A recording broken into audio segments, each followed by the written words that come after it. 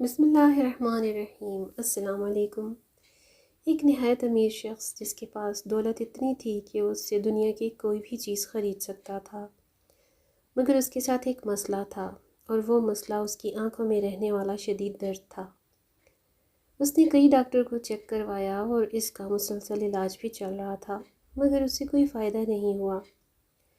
اس بیماری سے پیچھا چھڑانے کے لیے وہ سینکڑوں کے حساب سے انجیکشن بھی لگا چکا تھا، مگر درد کم ہونے کی بجائے بڑھتا ہی جاتا تھا۔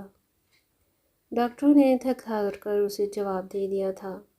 آخر کار اس شخص کے علاج کے لیے ایک بزرگ کو بلوایا گیا، جو ناقابل علاج مرض کو ٹھیک کرنے کا ماہر سمجھا جاتا تھا۔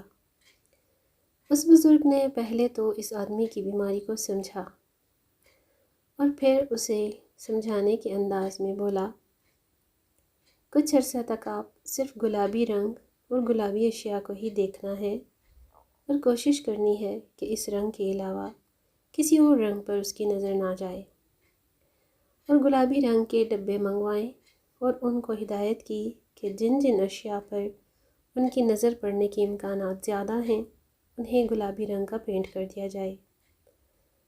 ہر جگہ پر، گھر کی ہر کھڑکی، ہر چیز کو گلابی رنگ دے دیا جائے۔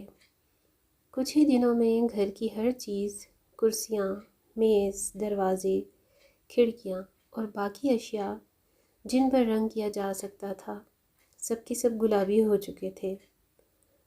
ان کے اصحاب کا دفتر، ان کے ملازمین کی وردی کا رنگ بھی گلابی تھا۔ کھانے پینے کی اشیاء بھی گلابی ہی ہوتی۔ اس آدمی کو تھوڑا سا سکون تو ملا، مگر وہ گھر اور دفتر میں مقید ہو کر رہ گیا تھا۔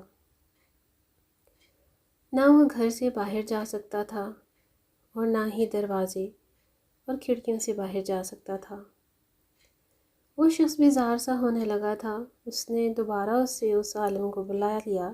جب وہ بزرگ آئے تو ملازم نے ایک بالٹی جو کہ گلابی رنگ سے بھری ہوئی تھی ان پر انڈیل دی، کیونکہ ان کا لباس بھی سفید رنگ کا تھا۔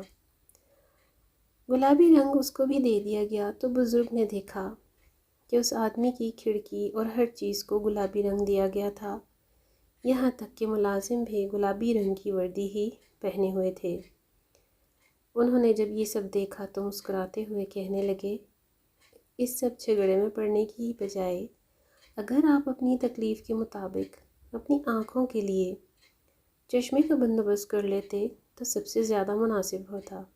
دراصل ہم سب انسان وہی دیکھنا چاہتے ہیں جو ہماری آنکھوں اور ہمارے ذہنی اطوار کو پسند ہوتا ہے۔